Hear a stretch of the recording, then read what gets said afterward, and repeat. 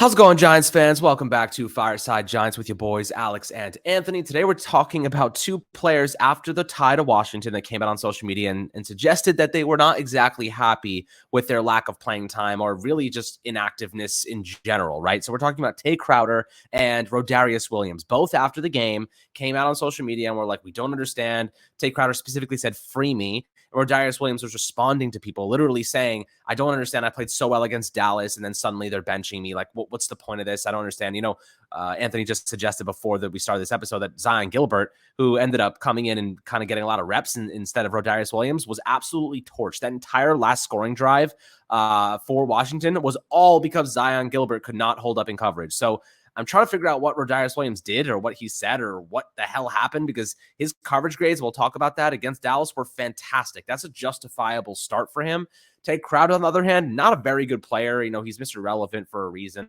He did his job. He was never supposed to be a starter. He was always supposed to be a reserve backup type of guy, which is the role he's playing now. Obviously, the Giants brass would rather go with Micah McFadden, their rookie draft pick, and kind of roll with them. But I want to discuss that, for a couple of minutes, take a look at why Rodarius should have been playing in general, and Tay Crowder's kind of usage in his role moving forward, Anthony. But before we dive into it, how you do today, my friend?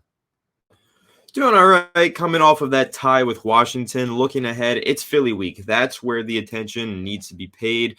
Looking at this matchup with Philadelphia, it's a big one. And honestly, you look at the way that the Giants tied this last game, coaching decisions had a lot to do with that. Certain players that were benched, certain players that played in favor of other players. Some of those decisions that Brian Daboll and his staff made this week kind of came back to haunt them. The Giants really should have come away with a win. Instead, coming away with a tie. It'll be helpful for playoff tiebreakers, but not exactly the results that you want in a divisional matchup like that. I also saw a theory on Twitter. Someone was kind of floating out the idea that maybe Brian Daboll and the offensive staff were keeping some things under wraps, weren't really going with the full offense. Washington playing this game or this past game on Sunday, then on a bye this week, then playing the Giants again. So maybe the Giants were saving some of that ammunition for the second matchup. Just something to float out there. Curious to hear what you think about that, Alex. But I think that this topic today about these players complaining on social media, one of them totally justified. He's valid. The other one, not a chance.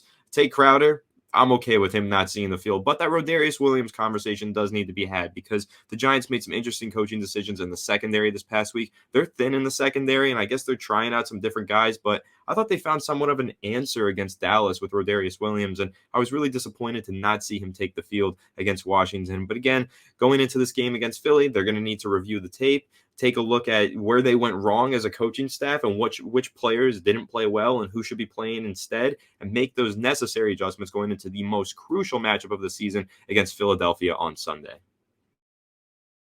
Yeah, look, linebacker is arguably the weakest position on this team. Jalen Smith, who was picked up off the street as a practice squad player or whatever, nobody even signed him during the offseason, came in and immediately took Tay Crowder's job, or rather played alongside him. And then Micah McFadden rather takes his job. I think Darian Beavers is starting right now over Tay Crowder, if he was healthy. And he was a 6th-round pick this year as a rookie. Looking at Tay Crowder, I know PFF doesn't, always get everything right, but he has the worst PFF grades I've ever seen. Tackling is a 29.6. He has a 22.4% missed tackle rate this season. That's his highest in his career by about 6%. He has been awful, abysmal, terrible.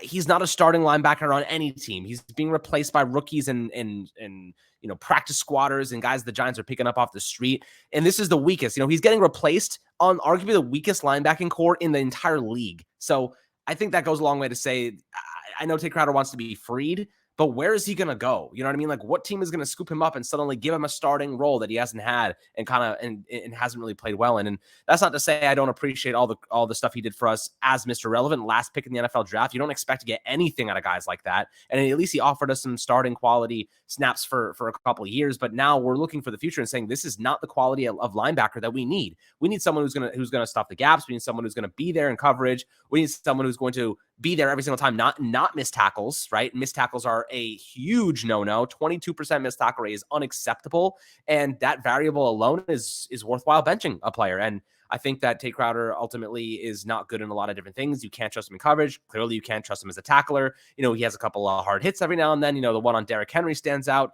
But highlights like that don't win football games. They're fun for a second, and then you forget about them and you lose the game anyway, and it sucks. I know he ended up being in Tennessee, but mostly because of a couple of late game heroics from the offense. And I'll tell you what, I kind of think like right now, I'd rather just go with youth. Like Tate Crowder does not have a starting job on this team moving forward. I'd rather McFadden get the experience because right now the linebacking core is so weak. Jalen Smith is a fine holdover until then. I wish to God we had Darren Beavers right now. He looked awesome during the preseason. Really, really upset that he was not able to play this year. But next year, I fully expect him to be back in the mix and contributing heavily towards this team.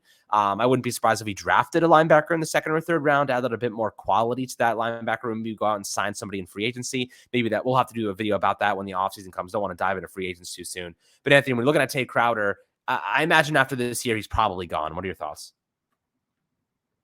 Yeah, I would imagine the same. I don't think that Tate Crowder has been a very good player for the Giants this year. I thought that he showed some flashes his first couple seasons in the league, playing in a different defensive scheme. But now with Wink Martindale, I don't think they're meshing well. I don't think Tate Crowder is an answer here for the New York Giants, and I don't think he ever will be. So when I was saying that some of these players might be justified in complaining, some of them won't be, at the end of the day, Tate Crowder just has not been good for the Giants, and he does not deserve to be playing over anyone else in that linebacking core. I actually really like what Jalen Smith has brought to the Giants so far this year. He's far exceeded my expectations, and I think there's something special in there with Micah McFadden. You let him get some playing time, let him develop. I think he can turn into a really solid player for the Giants who perfectly fits into Wink Martindale's defense. But Tate Crowder doesn't really fit into the defense like that. He doesn't have that kind of potential that Micah McFadden has in my eyes. And minus a couple really good games like the one against the Chicago Bears this year and some in the past, there was a Washington game a few years ago that Tate Crowder had a fumble recovery for a touchdown in.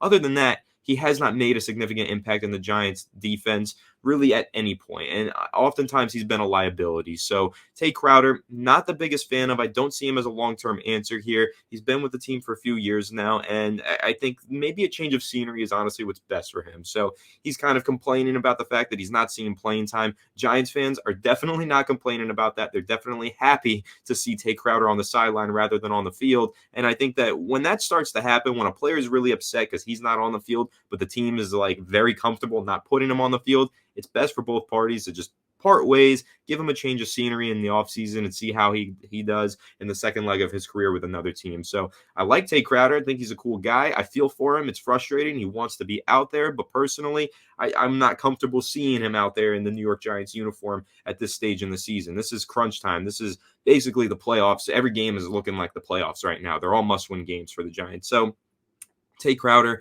again, at times he's a real liability. You can't have a liability out on the field at this stage in the season. So in my eyes, there is no long-term solution here with Tate Crowder, and he's probably going to be on his way out of here in the offseason. Look, if he wants to stay around as a backup, totally different story. But as a starter, I don't think there's a job out there for him right now. And like you said, good guy. I wish nothing but the best for him, obviously. I wish to God that he would just somehow, fix any vulnerabilities he has in his game and become our starter for the next 10 years. That sounds great to me. I hope that with every single Giants player for the record. But at this point in time, I think we've seen enough to determine that, he clearly wants to change his scenery based on his tweets or the cryptic nature of them. And the Giants don't want to give him any more starting snaps. His last start was against Jacksonville in week 7. So we're heading into week 14 now. It's 7 weeks, guys.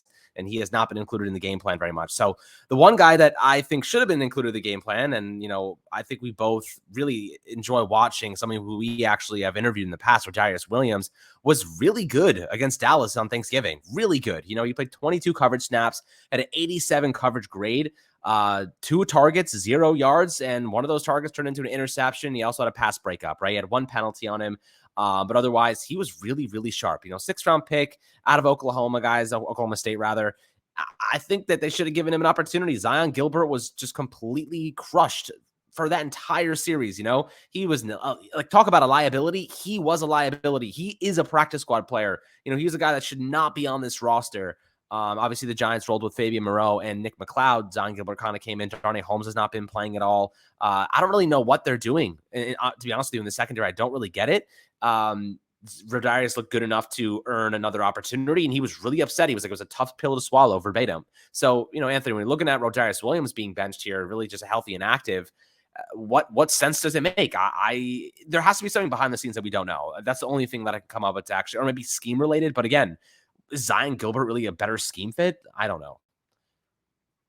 Yeah, I find that hard to believe. So I think the thing with Tay Crowder is he's not good enough to play, and he's not going to play because of that. Zion Gilbert is also not good enough to play, and he should not be playing. That guy he was a massive liability. That's what I was saying with Tay Crowder. He started to be phased out of the lineup the more frequently he became a liability on the field. So they found the liability. They tried to find someone else to go in there and play. That's why Micah McFadden is seeing increased playing time. But Zion Gilbert, absolute liability on Sunday, and they should have not been playing him nearly as much as they were. They should have recognized that Washington was just trying to pick on Zion Gilbert for a large portion of that game. They really were trying to make sure that whoever Zion Gilbert is guarding is going to be running the best route and getting the ball, because it was just that easy for him. And that's when they should have made a switch, and they should have said, Rodarius, just go in, fix this. Because Rodarius Williams, as you mentioned, played really good. So when we're talking about some of these players who are deserved, are valid for complaining, Rodarius is the one. He has every right to be annoyed right now because he turned in a phenomenal performance on Thanksgiving Day, the best of his career. He's had a real up and down, shaky start to his career, injuries, not enough playing time when he deserves it now. I want to see Rodarius Williams get a legitimate chance. Personally, I like him. I've met him. We talked to him when we interviewed him last year. I love his confidence. He oozes confidence. He's just one of those cornerbacks that goes out there and thinks he's the best player on the field on every single play. And I think that's a really important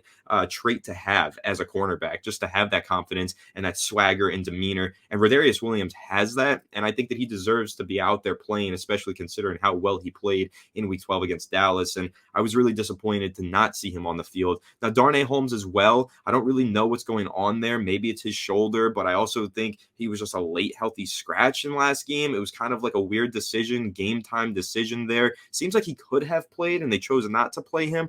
Also really don't understand that. Why is Zion Gilbert going out there over Darnay, who's been a really good player for the Giants this year? I think he's made a lot of really solid plays. Now, I'm not trying to gas him up too much, say he's like Chris Harris Jr. or anything, but Darnay's had some good games, and he's made some plays out there for the Giants, especially as a pretty decent tackler for a guy his size. So, again, just the decision to put Zion Gilbert out there, a guy who doesn't have any experience playing in this defense, that was just recently picked up and has proven absolutely nothing, going ahead and playing over these guys who have been here all year long, putting in the hard work, waiting for the opportunity to strike and get put out on the field. It was a very weird coaching decision to go with this random guy who has not been here putting in the work. I think that it probably did rub some of the corners the wrong way, who've been waiting for that opportunity. Again, Rodarius has gone through a lot with the injuries and everything, and he's been waiting for that chance, that opportunity. He finally got it against Dallas, and he rose to the occasion and put in a really solid performance. He deserved to be rewarded for that, not tossed to the sideline for no good reason for this guy Zion Gilbert, who again has barely even played at all for the Giants in even practice. He has not been here as long as Rodarius. So I don't want to always say it's a seniority thing, but when you're just giving guys chances and opportunities in the secondary because you're so thin, maybe it should be seniority. And maybe Rodarius Williams does deserve to go onto the field over Zion Gilbert for that exact reason. And again, just the performance that he turned in against Dallas alone was reason enough for him to be the right choice in last Sunday's game. So hopefully they recognize that when they watch the film and they see how bad Zion Gilbert was and how much of a liability he was. Hopefully they go back and rewatch that Dallas film as well and say, you know what, Rodarius Williams, the better player in recent weeks. Let's go ahead and see what he has against Philly. And hopefully Rodarius does get the nod, gets that opportunity to play, and is able to make some sort of a difference against the Eagles, who have a phenomenal receiving core and offense. Yeah, look, my take is simple as this. You reward good play. You reward somebody going out there, coming off a torn ACL, giving it all on Thanksgiving, and putting his best foot forward and having a great performance. You reward stuff like that. The problem that arises to me that the Giants did not give him another opportunity after that is a little bit concerning because, like, are we not rewarding great play now? You know what I mean? Like, what is the reason to bench him? Unless there was something that we do not know, which is 100% possible that could completely erase my entire logic. You reward good play. It's simple as that. You know what I mean? It's as simple as that. Rodarius Williams, we've spoken to him, a great young man, a phenomenal, fantastic young man. No one has ever questioned his ethic. No one has ever questioned this guy's pride or anything about him. And with that being said, I would go on a limb and say I don't think he did anything behind the scenes that rubbed anyone the wrong way. And Of course, I could be wrong, but I really feel strongly about his character. So, I just don't understand it. Logic doesn't make sense to me. And the Giants need to look at the film, like you said, and look at Zion Gilbert and say, maybe we made a mistake there. He gave up that touchdown at the end. He was the reason the Giants ended up tying that game at the end. Of course, the offense should have converted a lot of those chances, and I think that probably stands out more. But defense didn't come up, and Zion Gilbert specifically failed. So hopefully, they can turn things around, give Rodarius another shot in the near future, and the Giants can clean up this mess. But for now, hopefully nobody else comes out on social media and starts talking about their playing time, because I don't think that's a good thing for the culture. Personally, I think that's the only way that some players can get the public attention, that trying to drive some of that leverage, potentially maybe to get Tate Crowder another opportunity elsewhere, getting released. But who knows? We'll see what happens with this Giants team. Definitely a lot to discover in the coming weeks here. Love to hear your perspectives below in the YouTube comment section about these two players coming out, and specifically Tate Crowder or Darius Williams, just what your thoughts about them are in general. So always happy to hear your thoughts below in the comments. As always, enjoy the rest of your day, and make sure to like and subscribe. And we'll catch you guys on the next Fireside Giants episode.